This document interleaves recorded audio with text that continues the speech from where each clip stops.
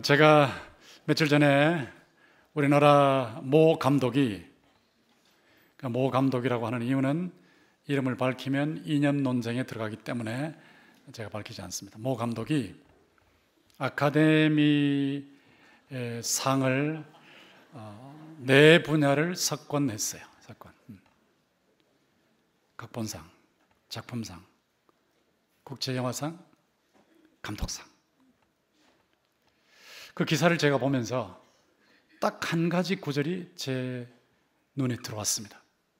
그것은 가장 개인적인 것이 가장 창의적인 것이다 라고 하는 말입니다. 이 말은 마틴 스코세이지라고 하는 세계적인 영화 감독이 한 말입니다. 이탈리 계통의 미국인인데 그 감독이 예수를 믿는지 안 믿는지 잘 몰라요. 그러나 분명한 것은 그가 깨달았든지 못 깨달았든지 간에 저 말은 성경적이라는 겁니다. 가장 개인적인 것이 가장 창의적인 것이다. 어째서 성경적일까요? 하나님께서 여러분을 이 세상에 보내실 때 살 수 있도록 복을 나눠주셨단 말이에요. 분복을 주셨어요. 동시에 이것만은 네가 세상에서 반드시 감당하고 다시 돌아와라 라고 하는 사명을 주셨어요. 사명을 감당하기 위해서 능력을 주셨어요. 개인마다 다 각기 다른 독특한 능력을 주셨어요. 그것이 은사입니다. 그러니까 은사가 제대로 나타날 때 실력 면에서, 공헌 면에서 개성이 되는 거죠. 가장 개인적인, 여러분이 느끼시든 못 느끼시든 간에 가장 개인적인, 가장 독창적인 은사, 재능을 여러분이 다 하나님으로부터 받으셨는데 이것을 잘 개발해서 활용하면 하나님이 드러나시기 때문에, 하나님 창조자시거든요. 창조자 하나님이 드러나시기 때문에 가장 창의적인 것이 되는 겁니다. 그 분야에서. 영화 감독만이 아니고 모든 분야에서 다 가장 개인적인 것을 잘 개발하면 가장 창의적인 공헌을 할 수가 있습니다. 그런데 이런 공헌을 할 때 우리의 태도가 매우 중요합니다. 각자의 독특한 은사 재능을 활용할 때 태도가 중요해요. 캐롤 드웩이라고 하는 심리학자가 두 가지 태도를 구분했는데 고정 사고방식의 태도와 성장 사고방식의 태도입니다. 고정 사고방식의 태도는 나는 못 볼래 이렇게 생겼고 나는 못해, 할 수 없어, 이렇게 어려운데 어떻게 해? 하고 자기를 고정시켜 놓는 그런 태도이죠. 굉장히 소극적이고 부정적인 태도입니다. 성장 사고방식은 하나님께서 내게 주신 재능을 난 얼마든지 개발할 수 있다, 얼마든지 열심히 하면, 또 지혜롭게 하면 개발해서 하나님의 영광을 더 크게 드러낼 수 있다, 나는 성장할 수 있다, 발전할 수 있다, 개선할 수 있다 하는 사고방식입니다. 특별히 성장 사고방식이나 고정 사고방식이 고난을 당할 때 나타나거든요. 고난을 당하면 역경 앞에서 난 못해, 이렇게 되면 이제 고정 사고방식이 되는 거고, 이거 이 역경 내가 뛰어넘으면 되지 라고 하면 성장 사고방식이 되는 겁니다. 여러분, 오늘 본문을 보시면 이런 태도가 바울 사도를 통해서 우리에게 교훈되고 있는 것을 봅니다. 1장 6절에 보시면 그러므로 내가 나의 안수함으로 내 속에 있는 하나님의 은사를 다시 불일듯 하기 위하여 너로 생각하게 한다. 여기 내가 안수할 때 바울 사도가 디모데를 목사로 안수할 때, 목사 안수식을 할 때 하나님께서 디모데에게 목사의 은사를 분명하게, 재능을 분명하게 주신 겁니다. 목사 겸 교사의 은사를 분명하게 주셨는데 이미 하나님께 주신 하나님의 은사가 디모데에게 있다는 거죠. 디모데 나름의 독특한 목회 은사. 디모데 나름이라는 것은 목회자라고 다 똑같은 건 아니에요. 디모데와 다 똑같은 건 아니고 각기 다 다른데 디모데 나름의 목회자의 독특한 은사, 그것을 하나님께서 바울의 안수를 통해서 이미 주셨다. 그런데 그 하나님의 은사, 하나님이 주신 것인데 그것을 그냥 내버려 두면 안 된다는 거예요. 불일듯하게 해라. 다시 불일듯하게 해라. 근데 불일듯하게 하는 거는 풍로를 생각하시면 돼요. 풍로. 시골에서 풍로를 써보신 분은 아시지만 등결을 집어넣고 이렇게 풍로를 자꾸 손잡이를 잡고 돌리면 불이 점점 활활 타오르지 않습니까? 점점 더 세지죠. 불이 점점 세지고 불길이 점점 더 커지면서 힘이 있지 않습니까? 은사를 그렇게 하라는 거예요. 여러분 각자에게 하나님께서 개인적인 관심, 개인적인 재능, 개인적인 선물로 은사를 주셨는데 그것을 불릴 듯하게 자꾸 이렇게 개발하라는 거예요. 개발. 자꾸 이렇게 활활 타오르게 하라는 겁니다. 이것을 바울 사도가 생각나게 한다고, 환기시킨다. 환기. 자꾸 이렇게 생각나게 해야 되거든요. 그냥 내버려 두면 그 은사를 묻어버리니까, 마모시켜버리니까, 그 능력을 개발 안 하니까 자꾸 이렇게 생각나도록 환기를 시켜서 그 은사에 불을 붙이게 하는 것, 이겁니다. 이것을 권면하고 있는데 여기 은사가 나오는데 은혜라는 단어가 나옵니다. 9절에 보시면 하나님이 우리를 구원하사, 이 구원의 은혜를 말하는데, 거룩하신 소명으로 부르심은 우리의 행위대로 하심이 아니요 오직 자기의 뜻과 영원 전부터 그리스도 예수 안에서 우리에게 주신 은혜대로 하심이라. 우리가 잘한 것 없다는 거죠. 우리가 돌을 닦은 것도 아니고, 우리가 공을 쌓은 것도 아니고, 우리가 제사를 지낸 것도 아니고, 도공제 아무것도 한 것도 없는데 예수님이 친히 길이 되시고, 예수님이 친히 공을 쌓으시고, 예수님이 친히 자신을 제물로 드리셔서 우리를 대신해서 다 해주셨기 때문에 우리는 그 결과, 그 공적을 받으면 되는 거예요. 그게 선물입니다. 선물. 그래서 구원은 은혜다 하는 거고, 10절에 보면 이제는 우리 구주 그리스도 예수의 나타나심으로 말미암아 나타났으니 그런 사망을 패하시고 복음으로서 생명과 썩지 아니할 것을 드러내신지라. 예수 그리스도의 복음, 복된 소식은 생명의 복음이다. 사망을 폐지하고 생명을 주시는 복음이다 하는 겁니다. 그리고 썩지 아니할 것, 이거는 불후, 불멸, 영생을 말해요. 영생을 선물로, 은사로 주셨다는 것입니다. 여기 은혜가 나오고 은사가 나오죠. 은혜는 그냥 우리가 자격이 없는데 하나님께서 영원히 지복을 누릴 수 있도록 세상에서부터 맛보고 천국에서 영원히 만끽하도록 주신 선물, 그게 은혜고, 은사는 우리가 사명을 감당할 수 있도록 각자 나름대로 독특한 재능을 주셨는데 그것이 은사입니다. 이 디모데는 목사 겸 교사의 은사를 받았는데 바울은 어떤 은사를 받았는가? 11절에 보면 내가 이 복음을 위하여 선포자와 사도와 교사로 세우심을 입었노라. 바울은 사도, 그러니까 12사도급에 해당되는 사도의 은사, 이것은 디모데는 받지 못했지만 바울은 12사도에 해당되는 은사를 받았습니다. 그런 은사를 받았는데 그와 함께 선포자다, 복음을 선포한단 말이죠. 이렇게 설교하듯이 이렇게 선포하는 선포자와 교사, 이 복음으로 가르치는 거니까. 그러니까 그런 은사를 본인이 받았다는 겁니다. 그러니까 은혜도 있고 은사도 있는데 은혜는 못 받고 은사는 받은 사람이 있을 수 있어요. 은혜는 못 받고 은사를 받은 사람은 불신자들입니다. 불신자들. 예수를 믿지 않으면서 세상에서 각 분야에서 뛰어나게 일을 잘하는 사람들, 그 사람들은 은혜는 못 받았죠. 영생의 은혜, 구원의 은혜는 못 받았지만 이 세상에서는 그나마 잘 살 수 있고 이 세상에서는 공헌할 수 있는 재능을 받은 거예요. 그걸 개발해서 그렇게 활용하고 있는 겁니다. 그 사람들은 현세에서는 유익하지만 딱 죽고 나면 지옥 가야 되니까 참 불행한 사람들이죠. 그런데 우리는 하나님께서 구원의 은혜도 주시고 또한 사명을 감당할 수 있는 은사도 주셨기 때문에 아주 행복한 사람들이에요.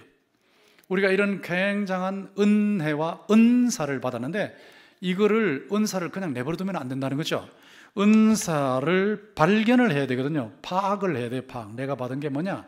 각기 받은 게 다른데, 이거 은사 그러면 꼭 뭐 재주만 생각하는데 그거 아니고, 여러분 마음 상태도 은사입니다. 은사. 말 한마디 하는 것도 은사입니다. 표정도 은사입니다. 많이 다릅니다.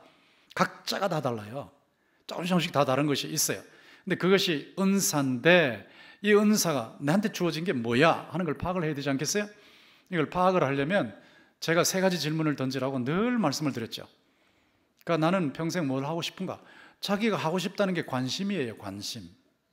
하나님께서 재능을 주실 때는 반드시 자신이 좋아하는 쪽에 재능을 주세요. 좋아하는 쪽. 좋아하는 것 자체가 이미 재능을 받았다는 겁니다. 내가 뭘 하고 싶은가? 관심. 여러분이 뭘 하고 싶으세요? 평생 내가 뭘 하고 싶다 이런 거 없으세요? 그거 있을 겁니다. 그 다음에 난 뭘 가장 잘하는가? 이 관심을 주실 뿐만 아니라 실력도 주셨거든요. 재능. 잘할 수 있게 하신 거예요. 잘할 수 있게. 잘할 수 있게. 그러니까 내가 잘하는 게 뭔가? 그 다음에 공헌을 해야 되거든요. 내가 좋아하고 내가 잘한다 할지라도 남들에게 유익을 끼쳐야죠. 하나님의 영광을 드러내야죠. 공헌. 이 세 가지 기준입니다. 관심, 실력, 공헌. 이걸 가지고 자신에게 질문해 보라는 거예요. 그러니까 나는 뭘 하고 싶은가? 나는 뭘 잘하는가? 내가 뭘 하면 가장 효과적으로 공헌하는가? 이거 자녀들도 마찬가지고 여러분도 마찬가지고. 그러면 자신의 분야가 나오는 겁니다. 자신의 분야. 자신이 평생 해야 될 전공 분야가 나오는 거예요. 일반인도 똑같이 전공 분야가 있어야 돼요. 전공 분야가 나오는 건데 그쪽 분야에서 일을 하면 되는 겁니다. 그것을 이제 파악을 하는데 하루아침에 파악되는 건 아니고 평생토록 파악을 해나가는 과정 중에 있는데 어느 정도 됐을 때는 분명하게 파악을 했어야죠. 그리고 거기에 따라서 개발을 해나가야 되는데 개발을 하려면 3P를 쓰라고 제가 지난주에도 말씀을 드렸죠. 3P, P자 3개. 퍼포스, 목적, 목표. 구체적이어야 돼요. 내가 5년 후에는 어떤 인물이 되어 있을 것이다 하는 겁니다. 저는 지금 머릿속에 다 두고 있습니다. 어디 가서 어떤 일을 앞으로 어느 정도 하다가 주 앞에 갈 것인가. 있습니다, 분명히. 목표가 분명히 있습니다. 그 목표, 여러분도 목표가 있어야죠. 그걸 비전이라 그래요. 산봉우리, 정복해야 할 봉우리를 목표라고 그러잖아요. 아주 구체적이어야 됩니다. 그냥 막연하게 고시 합격하면 하는 거지 하면 평생 고시 준비하는 거예요. 내가 몇 년 동안 어떻게 해서 합격해야 되겠다 그러면은 그 몇 년 안에 해내는 거고요. 모든 분야가 다 그렇습니다. 목표. 그 다음에는 열정, 패션. 그것을 해내는 노력이 있어야죠. 노력이 없으면 절대로 이루지 못해요. 가만히 있는데 되는 게 어디 있습니까? 요즘 토지 공개념도 나오고 또 동일 노동, 동일 임금 이거 나오는데요. 이건 성경적이 아니에요. 토지 공개념이라는 건 다 우리 사유재산을 없애버리고 결과적으로는 없애버리고 다 하나로 끌어모아서 가자는 건데 물론 우리가 골고루 잘 산다는 면에서 성경적으로 골고루 잘 사는 건 맞죠. 자꾸 나눠야 되니까. 그러나 성경은 사유재산 제도를 인정하고 있죠. 분명히. 도둑질하지 말라는 건 사유재산 제도를 인정한다는 뜻이에요. 사유재산 제도 분명히 있어요. 아나니아와 삽비라한테 네가 팔기 전에도 네 거고 판 후에도 네 건데 네 걸 가지고 왜 속이느냐 이랬죠. 그러니까 아나니아 것이고 삽비라 것이라고요. 하나님께서 전부 하나님의 것이지만 나누어서 사유재산으로 주셨으니까 이 사유재산을 주시는데 이 사유재산을 가지고 잘 활용하고 또 자기의 재능을 가지고 잘 활용해야 되는데 동일 노동의 동일 임금이면 그냥 공부 하나도 안 하고 말이야 실컷 놀다가 일하라 그러면 1시간 같이 일하는 거예요. 하는 둥 마는데 일을 해도 죽으라고 일하는 사람하고 똑같이 줘버리면요 죽으라고 일할 사람 한 사람도 없어요. 공부할 사람은 한 사람도 없어요. 몸부림을 치서 명문대학 들어가겠다 좋은 데 가서 열심히 하겠다 그런 사람 한 사람도 나오잖아요. 그러면 다 망해버리는 거예요. 다 망해요 전부. 그러니까 그쪽으로 가는 사람들은 다 망하는 거예요. 나라가 망하지 않습니까? 열정이 생길 수가 없다고요. 토지 공개념에다가 동일 노동, 동일 임금으로 가면 생산 능력을 죽여버린단 말이에요. 열정을 죽여버린단 말이에요. 그건 옳지 않아요. 열정이 있어야 되거든. 어떤 분야든지 간에 뛰어드는 열정이 있어야 된단 말이에요. 그것을 위해서 몸부림치며 공부하고 몸부림치며 일하고 몸부림치며 노력하는 것이 있어야 된단 말이에요. 이게 있어야 해내는 거거든요. 그 다음에 과정을 통과해야지. 그냥 팍 뛰어넘으려고 그러면 안 되거든요. 과정을 밟아가야지. 좀 바빠도 과정을 밟아서 끝까지 가야죠. 끈기 이겁니다. 자신이 하나님으로부터 받은 사명이 뭐냐? 그 사명이 관심으로 나타나고 실력으로 나타나고 공헌으로 나타나는데 그것을 구체적인 목표로 삼아놓고 몸부림치며 노력하면서 끝까지 가면 반드시 그것을 개발해서 활용할 수 있다는 거예요. 이런 식으로 은사를 개발하라는 겁니다. 이거를 할 때 이제 문제가 있는데 그것이 역경이라는 거죠. 역경이 복음을 전할 때도 있고 여러분 살아가는 데도 있어요. 여기 8절에 보면 그러므로 너는 내가 우리 주를 증언함과 또는 주를 위하여 갇힌 자 된 나를 감옥에까지 갇히는 역경이 있죠. 부끄러워하지 말고 오직 하나님의 능력을 따라 복음과 함께 고난을 받으라. 복음과 함께 고난을 받으라. 왜 이 고난이 따라올까요? 복음 전할 때 바울이 가는 데마다 고난을 당했잖아요. 왜 당할까요? 반대자가 있으니까. 그 반대자가 누굽니까? 사탄에게 부추김을 받는 사람들이죠. 반대자가 누굽니까? 이 세상에 하나님을 대적하는 시스템에 영향을 받은 사람들이죠. 반대자가 누굽니까? 자기 속에 있는 죄의 부패성에 영향을 받은 사람들이죠. 사람이 있는 한도 내에서는 어차피 복음을 전할 때 고난이 오는 겁니다. 제가 여기에서 바른 말 안 하고 여러분 듣기 좋은 얘기만 하면 저한테는 고난이 일체 오지 않죠. 그러나 저는 그렇게 목회할 바에는 목회 안 합니다. 여러분들이 아무리 싫어해도 저는 성경대로 전하다 갈 사람이지, 성경에 있는데도 여러분은 비위에 맞추는 말은 안 해요. 절대 안 해요. 복음을 전하는 사람이 복음대로 전하면 이 죄성을 지적하기 때문에, 양심을 지적하기 때문에, 이 잘못된 것을 지적하기 때문에 반드시 고난이 온다고요. 그 고난이 올 때 그 고난을 감심으로 잘 겪어가야죠.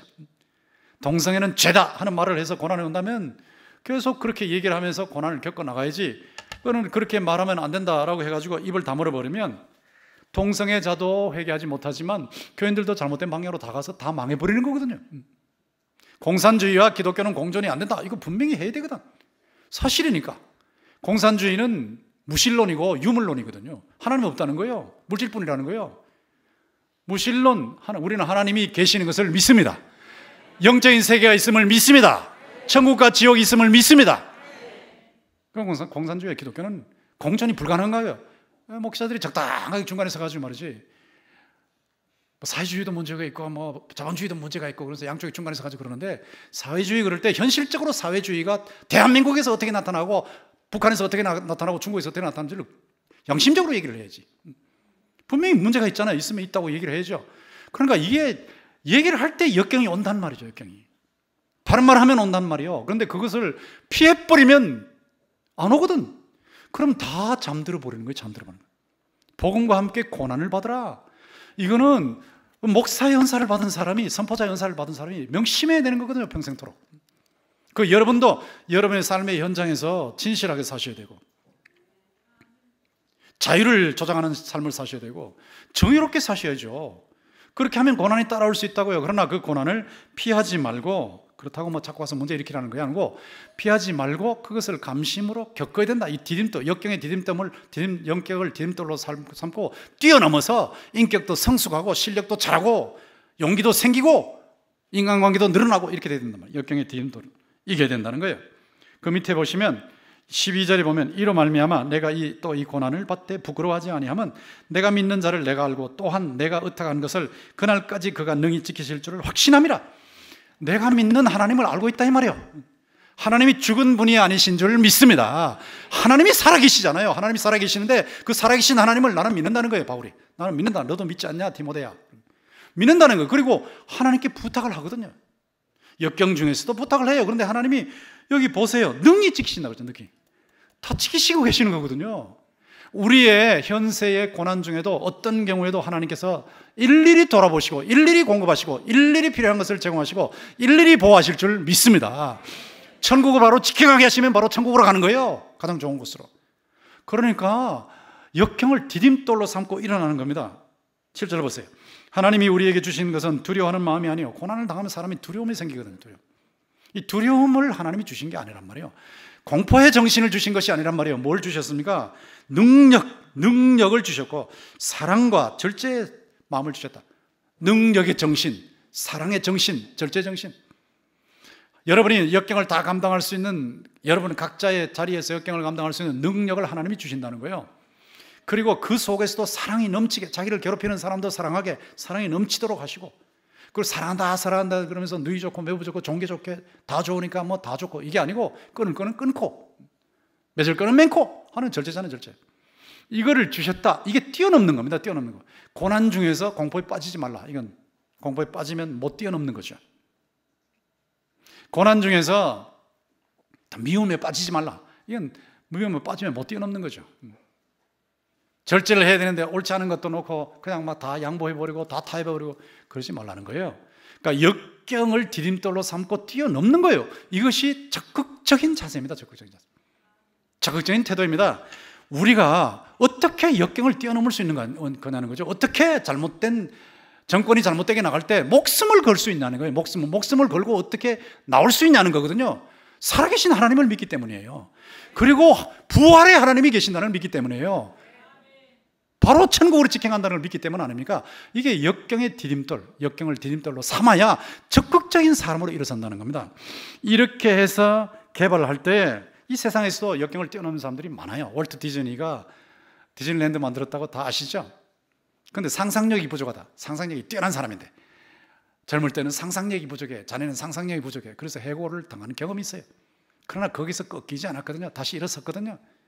그리고 오프라 윈프리, 예수 믿다가 안 믿게 돼서 안타깝지만은, 그러나 이 사람이 감정을 너무 투입한다 하는 비판을 받고 해고된 경험이 있었거든요. 그러나 그는 끝까지 밀고 나갔어요. 그래서 영향을 미치게 된 겁니다.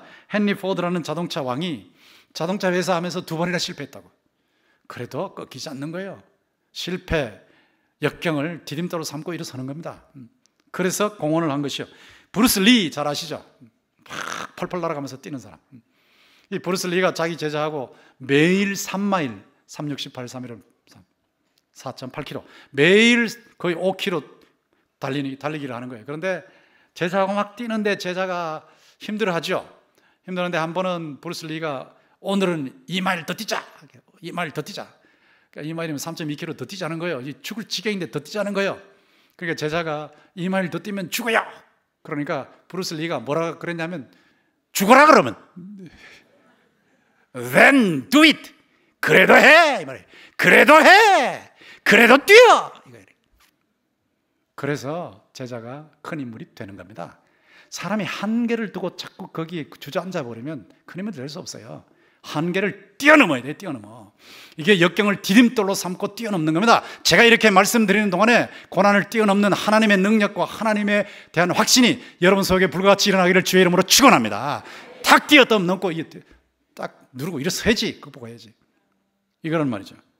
자, 이것을 놓고 구체적으로 들어갔을 때 우리의 개성, 은사를 개발하는 방법이 뭔가, 어떻게 원론면에서 개발하는가라고 할 때 은사 주신 분과 자꾸 교제해야 돼요. 은사 주신 분이 하나님이거든요. 너희가 내 안에 거하고 내 말이 너희 안에 거하면, 자, 주님과 교제한다는 말이에요. 포도나무 가지가 포도나무에 붙어 있다는 말입니다. 늘 하나님에게 붙어 있는 거죠. 늘 하나님과 교제하는 거예요. 교제. 하나님과 교제하지 않으면 사람이 사명을 확인하기가 힘들어요. 사명. 내가 왜 이 땅에 태어났지? 내가 왜 이런 관심을 가지고 있지? 내가 왜 이걸 좋아하지? 하나님께서 나한테 이걸 통해서 무슨 일을 하라고 주셨지? 하고 사명을 확인하는 거예요. 사명. 자꾸 사명을 확인하는 거예요. 그리고 포도나무 가지가 포도나무에 붙어 있으면 포도나무의 생명의 수액과 능력이 넘어오는 겁니다. 능력 공급받기 위해서 끊임없이 하나님과 교제해야 돼요. 기도로. 그래야 이 발동이 걸린다고. 하나님으로부터 사명도 확인하고 하나님으로부터 능력도 공급 못 받으면, 그러면 점점 더 약화돼 버리거든요. 뿐만 아니고 은사 주신 분과 교제하되 연료 공급받아야 돼요. 연료. 끊임없이 은사 연료를 계속 공급받아라. 이게 말씀이죠. 성경 말씀을 통해서 생명도 공급받고 지혜도 공급받고, 하나님 말씀은 살아서 운동력이 있다. 좌우의 날선 검보다도 예리하다. 혼과 영과 관절과 골수를 찔러 쪼갠다. 그리고 모든 사람을 벌거벗은 사람으로 노출시킨다. 왜? 하나님의 말씀이 딱 임하면 여러분의 모습이 그대로 다 드러나는 거예요. 저의 모습이 그대로 다 드러나는 거예요. 빨가벗겨진 상태로 드러나고, 아, 내가 이게 부족하구나, 이게 잘못된 거구나, 이걸 고쳐야 되겠구나, 이 부분에서 보완을 해야 되겠구나. 그러면서 그분의 보완을 받아요. 공급받아요. 힘을 얻어요. 이게 연료 공급이에요. 성경은, 모든 성경은 하나님의 감동으로 된 것으로 교훈과 책망과 바르게 함과 의로 교육하기에 유익하다. 교훈도 받고 책망도 받고 바르게 함도 받고 의의 훈련도 받고, 성경을 통해서. 그래서 모든 하나님의 일을 하기에 온전히 구비되게 만드는 것, 이게 하나님의 말씀이란 말이죠. 말씀으로 계속 공급받아야 됩니다.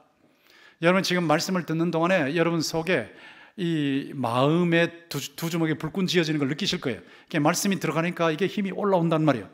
연료가 공급되니까 힘이 올라오는 거예요. 부릉부릉부릉부릉부릉 한단 말이에요. 그런데 여기서는 분명히 공급을 받았는데 40분 동안 나가면서 조기하면 쏟아버린, 조기하면.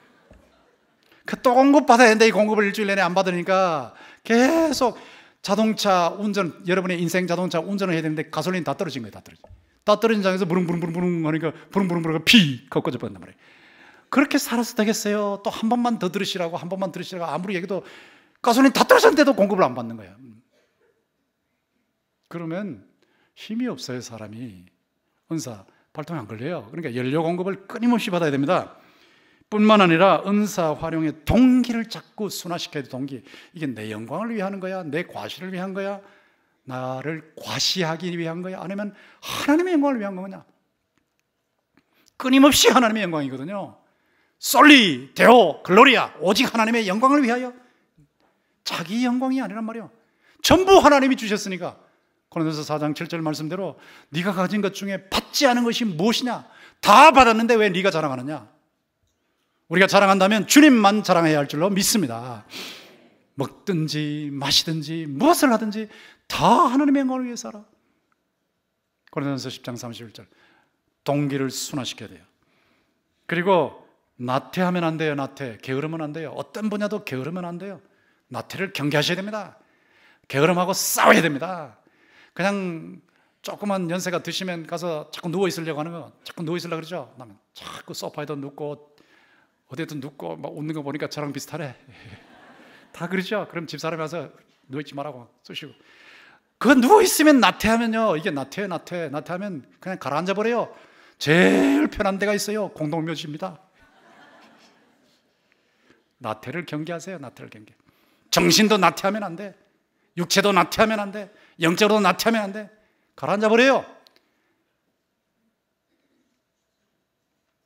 로마서 12장 11절에 보면 다 열심을 품고 주를 섬기라. 뭘 하든지 사람이 계속 부지런해야 되거든요. 그래야 효력이 증대되는 거예요. 증대. 현장이 있어야 돼요. 현장이 없으면 늘어나질 않아요. 제가 동시교회에서 목회하면서 제일 좋아하는 게 이겁니다. 교수로 있을 때는 그냥 가르치기만 하지 이론이지 현장이 없거든요. 현장이 없으니까 탁상 공론이 될 가능성이 많아요. 근데 여기는 현장이 있잖아요. 제가 여기서 은혜를 못 끼치고 그냥 설교를 그냥 되는 대로 해버리면 여러분들의 눈빛이 달라지거든요. 제가 여러분 한 분 한 분을 안 보는 것 같지만 다 느끼거든요. 저쪽에 생명호는 안 보이고 밑에 사무엘 다니엘 안 보이고 로비 안 보이지만 다 느껴지는 거예요. 여러분이 지금 저한테 집중하는 걸 느낀단 말이에요. 제가 그런데 엉뚱한 소리 하고 있으면 전부 이럴 거예요. 탁상 공론을 하면 안 듣는단 말이에요. 안 들어. 지금 뭐 그치 신기루 잡는 얘기하네, 은하수 얘기하네. 그럼 누가 여러분들이 들을 겁니까? 지금 바쁜 세상에. 탁상 공론 안 들어요. 이론이 실체화돼야 된다고. 생활 속에 나타나야 되고 마음을 살려내야 되고 그대로 살았더니 그대로 되더라. 이런 게 있어야 된단 말이에요. 이게 현장입니다. 현장이 있다는 것이 얼마나 감사한지 몰라요. 여러분이 정말 여러분의 실력을 누리고 싶으면 실력을 개발해서 활용할 수 있는 현장으로 뛰어들어가야 돼요. 이걸 조금 더 구체화시키면, 태도로 구체화시키면 이렇게 됩니다. 조금 전에도 나왔지만 열성이 있어야 돼요. 열성. 예, 발동을 거는데 구체적인 태도가 열성입니다. 열성.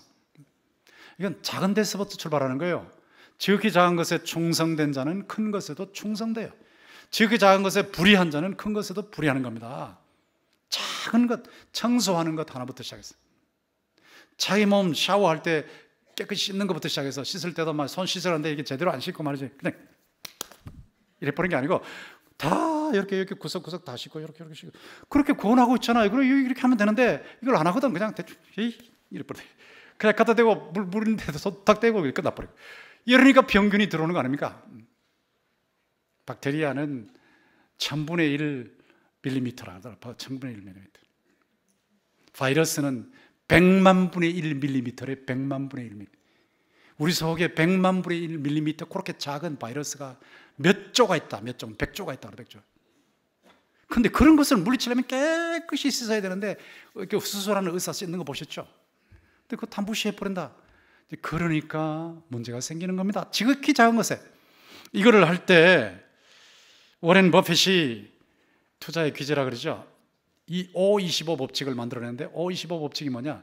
자신이 하고 싶은 거 25가지를 적어버려요. 자신의 관심사 25개를 딱 적어버려요. 제일 하고 싶은 것부터 시작해서 25개를 적어버려요. 그리고 밑에 있는 20개는 끄어서 없애버려요. 위에 있는 5개에 집중하라는 거예요. 5개. 그 5개에 집중해라. 5개에 집중해라. 5개예요. 왜? 그래야 뜨겁게 집중할 수 있으니까. 끼어들 수 있으니까. 분산시키지 않으니까. 밑에 있는 20개는 분산시키는 거고 위에 있는 5개는 열정으로 뛰어드는 거예요. 그렇게 하면 은사가 개발된다. 재능이 개발된다는 겁니다. 또 이걸 개발할 때는 반드시 지혜를 얻어야 됩니다. 혼자 그냥 죽으라고 하긴 하는데 효과가 없는 이유가 무엇일까요? 벤치마킹을 안 했어. 제가 학생 시절을 회고해 볼 때 이게 늘 마음에 걸리더라고요. 제가 제일 수준 높은 S대학 시험 보고 떨어지고, 그리고 그보다 좀 낮은 S대학 들어가서 똑같은 S대학인데 수석을 했어요. 수석을. 근데 조금 수준 낮은 S대학에 들어갔더니 경쟁자가 없어요. 그러다 보니까 이게 뭐 경쟁자가 있어야 열성이 생길 텐데 경쟁자가 없으니까, 선의의 경쟁을 안 하니까 자꾸 가라앉는 거예요.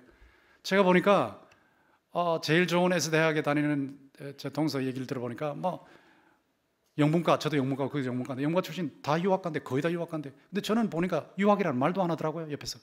그러니까 이게 계속 가라앉는 거야. 또 아버님이 가난하셨기 때문에 학원에 못 다니니까, 학교에서는 시험 보면 1, 2등을 늘 하는데 학원에 안 가니까 기출 문제도 안 풀어봤지, 잘하는 사람 만나보지도 못했지, 이러니까 이게 뛰어 올라갈 수가 없는 거라. 벤치마킹을 안 하니까 늘 가라앉더라고요. 근데 요즘은 벤치마킹을 열심히 합니다. 제가 안식월마다 나가가지고 늘 미국에서 제일 잘 되는 교회 10교회를 뽑아서 바로바로 인터넷에 들어가서 확인해보고 설교 들어보고 해서 바로바로 배울 걸 배우죠. 이 지혜라는 게 벤치마킹이거든요. 자꾸 여러분 잘하는 분야에 있는 여러분 분야에서 잘하는 사람을 자꾸 살펴야 돼요. 그리고 지혜를 얻으면서 뛰어가야 개발을 잘할 수 있어요. 그 다음에 용기가 있어야 됩니다. 이 용기가 없으면 개발이 안 돼요. 자꾸 최악의 사태를 겁을 내니까 안 되면 어떻게 하냐, 실수하면 어떻게 하냐, 잘못했다가 지적받으면 어떻게 하냐, 두려워서 어떻게 하냐. 그러면 되겠어요? 제가 여기 올라올 때 벌벌벌 떨면서 올라오면 여러분도 들으면서 벌벌벌 떨면서 들을 거예요. 아무 도움도 안 돼요. 용기가 있어야지. 하나님께 다 맡겨놓고 준비할 만큼 하고 뛰어들어서 하는 거예요. 제가 보니까 영어 얘기해서 참 죄송하지만은 하버드 그 대강당에서 역사상 제일 많은 사람들, 교수들, 학생들이 모여서 강의한 사람이 콩글리시, 아주 엉터리 영어를 한 사람이었거든요. 숭산이라는 법사. 승려가 영어를 했는데 엉터리 형편없는 영어를 했어요. 그런데 세계적인 관중이 모인 거예요. 그래서 저는 그걸 보고 나서, 이야, 저 정도 영어 가지고 저렇게 하는데 말이야, 내가 이렇게 생각이 되더라고요. 그리고 어떤 총장님이 그러는데, 자기가 총장 되기 전에 옛날 미국에서 교수를 했는데 영어를 쓰면 미국 학생들이 잘 못 알아들을 때 있대. 왜냐하면 자기는 일제식 영어를 하니까. 일제식. 맥도날드 이래야 되는데 마그도 나르도 막 이래 버리니까 이게 알아듣겠어요. 그러니까 못 알아듣는데, 그러면 뭐랬냐, 알아들어라, 내 식으로 고쳐, 막 이렇게 가버렸는데, 이게 용기란 말이에요. 그래야 교수를 하지. 거기 앞에 앉아가지고 뭐 내 말 못 알아들으면 어떻게 하나, 이러면 어떻게 하겠어요, 어떻게. 그러니까 지난번에 얘기했지만 내 친구 아들이 미국 처음에 갔을 때 영어를 하는데 말이에요, 뭐 영어 하는 게 뭐 하는 게 있어요? ABC도 잘 모르는데 땡큐는 알지, 빠이빠이는 알지, 딴 건 몰라. 그러니까 땡큐하고 빠이빠이하고 안 되는 건 전부 한국말로 다 해버리는 거예요. 막 그냥 행동하면 다 알아듣는데 모르면 내한테 맞춰 그러고 가는 거니까. 그러니까 영어를 배우는 거예요. 용기입니다. 용기 없으면 해낼 수 없습니다. 인맥이 있어야죠. 좀 넓혀야 돼요. 국제적인 인맥. 제가 지금 생각해 보니까, 제가 이게 목회하러 처음 왔을 때 권 목사님 원 모닝, 그러니까 일주일 중에 한나절만, 그러니까 9시부터 12시까지만 서울로 와서 봉사해 주세요. 네. 아시아 신학협의회 국제 총무를 해주세요. 근데 제가 그때 그것을 했더라면 국제적인 인물로 기여를 했겠지만, 난 교회 목회에 집중한다 그러고 안 갔었죠. 지금 생각하니까 막 뻗어나가야 되는데, 이제 제가 시간이 많아지면, 은퇴하면 이제 국제적으로 뛸 마음을 가지고 있는데, 좀 안타까운 점이 있어요. 한 몸에 여러 지체들이 협력하는 건데 자꾸 인맥을 늘어나가야 됩니다. 만약에 대한민국이 잘못된 방향으로 나간다 그러면 미국의 대통령, 전직 대통령을 아는 이 한국의 목사님들을 제가 다 동원할 거예요. 가서 말씀을 하시라고. 그래서 미국이 한국이 잘못된 것을 막아달라고 제가 부탁할 겁니다. 이게 인맥입니다, 인맥. 전 세계가. 예전에 6.25 동란이 터졌을 때 참 놀라운 것은, 그 동란이 터지자마자 이틀 만에 트루먼 대통령이 한국에 미국 공군력을 사용하도록 허용을 해버렸어요. 가서 때려라 그랬단 말이에요. 참 놀라운 일이죠. 이틀 만에. 하나님의 역사입니다. 그리고 4일 만에, 6.25 동란이 딱 터졌을 때 4일 만에 미국의 육군 병력을, 지상 병력을 한국에 파병을 해버린 거예요. 이건 있을 수 없는 겁니다. 하나님께서 역사하신 줄로 믿습니다. 이때 누가 이 일을 했냐? 빌리그램 목사님. 빌리그램 목사님이 트루만 대통령한테 가서, 대통령 각하, 한국에 예수 믿는 사람이 100만 명 있습니다. 100만 명. 만약에 각하가 개입 안 하면 저 100만 명 전부 죽습니다. 예수 못 믿고 죽습니다. 공산주의로 하면 큰일 납니다. 이랬더니 트루만 대통령이 지상군 파병 해버렸단 말이에요. 이게 인맥이에요. 국제적인 인맥을 활용해야 할 줄로 믿습니다. 이게 인맥을 활용해야지. 어떤 분야에 있든지 간에 전부 연결시켜야지. 하나님의 세계인데. 인맥을 활용할 때 여러분, 사람을 대하는 방법을 고쳐야 돼요. 전부 아니면 전무라고. 하나를 보면 열을 안다. 10가지, 9가지 잘하는데 잘한 것을 통해서 배우면 되지, 뭐 한 가지 못하는 걸 가지고 9가지도 못한다 그러면 되겠어요? 그런 태도 안 됩니다. 속셈이 뭐냐? 아이, 저 사람 왜 나하고 사귀려고 그러지? 속셈이 뭐냐? 속셈이 뭐냐? 속셈이 뭐냐? 속셈이 뭐냐? 그러면 사귈 사람 한 사람도 없습니다. 인맥을 맺을 수 없어요. 부정적인 사람과 교제하시면 안 돼요. 계속해서 비판하고 계속해서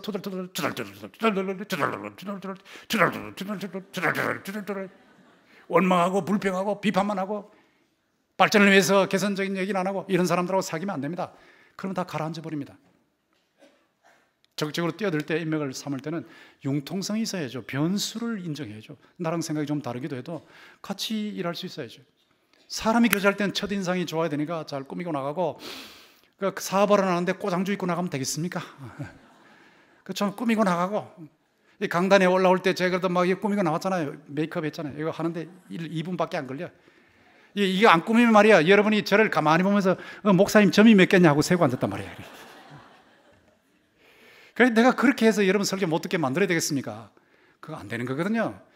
메이크업은 가짜다. 그래서 목사님 가짜로 얼굴 꾸미고 나왔다. 민낯이 어떠냐? 관심 있으면 우리 집에 한번 와보세요. 첫인상이 좋아야 어쨌든 들어줄 거 아니야. 인격 사업을 해라. 인격 사업. 사람을 키워줘라. 사기를 올려줘라. 공감을 해라. 사업을 해도 인격 사업을 해라. 인격.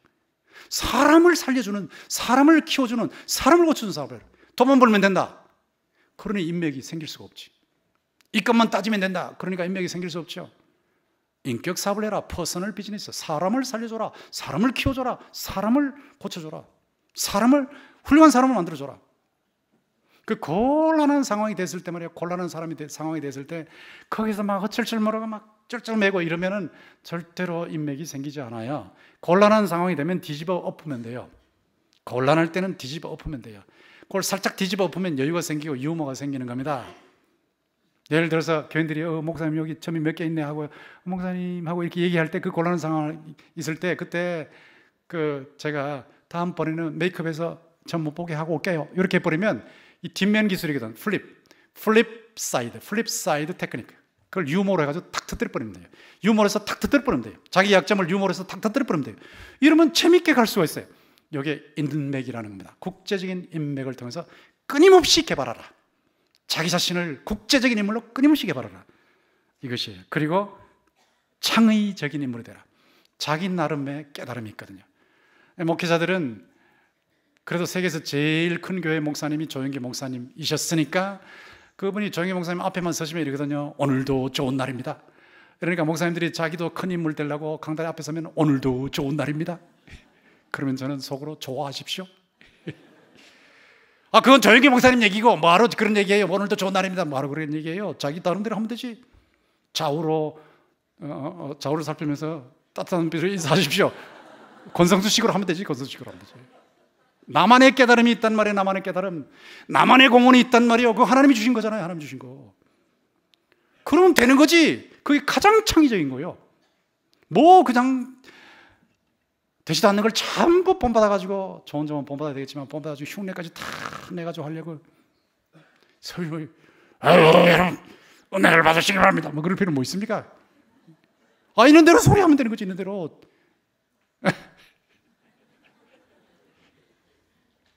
자기의 세계가 있단 말이에요. 자기의 세계. 하나님께서 여러분 각자에게 주신 여러분의 세계가 있는 줄 믿습니다. 여러분의 깨달음이 있고, 여러분의 공헌이 있고, 여러분의 실력이 있고, 여러분의 관심이 있고, 여러분의 재능이 있단 말이잖아요. 그걸 살려내면 안 되겠어요? 개인적인 은사, 재능을 항상 성장의 태도로 개발하세요. 성장의 태도. 나는 안 돼. 나는 안 돼, 나는 안 돼 그러지 마시고요. 얼마든지 변할 수 있어. 내 태도를 이번에 바꾸면 그만큼 유익해질 거야. 항상 성장의 태도로 가장 개인적인 하나님이 주신 것을 개발해요. 불을 붙여요, 불을. Fan into flame. 저 영어 보세요. Fan into flame. 붙여서 불이 일어나게 만들어라. 붙여서 불이 나게 만들어라. 당신의 탤런트를, 당신의 재능을. 그러면 가장 창의적인 공헌을 할 수 있는 겁니다. 저는 여러분과 여러분의 후손들이 이렇게 되기를 주님의 이름으로 축원합니다.